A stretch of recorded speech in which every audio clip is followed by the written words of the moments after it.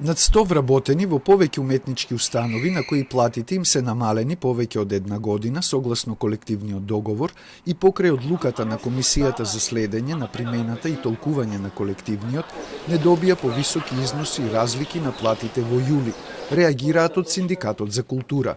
Оттаму велат дека Министерството за култура се уште не ја известило владата за потребата од дополнителни исплати, а требало да го стори тоа на почетокот на јуни. За жал, Министерството киксираше, едноставно не испратиле на време информацијата со влада. Откако веќе е распишан изборниот процес и за време на изборниот процес Министерството за финансии едноставно не сака и веројатно и законски не може да издействува повеќе средства за ова да биде спроведено. Од тие причини, оштетените вработени во уметничките установи ќе чекаат најрано во ноември да ги добијат платите по старо, велат од Синдикатот за култура.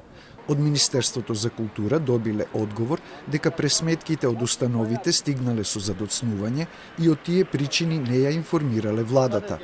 Телма ги контактираше раководствата на Македонскиот народен театар и на Националната опера и балет. Од МНТ ни рекоа дека коригираните пресметки на платите по старо ги испратиле до ресорното министерство на 13 јули, а од Националната опера и балет ги доставиле на 22 јули. Но од Синдикатот за култура не се задоволни и сметаат дека се неопходни реформи во Министерството за култура и во управувањето на установите.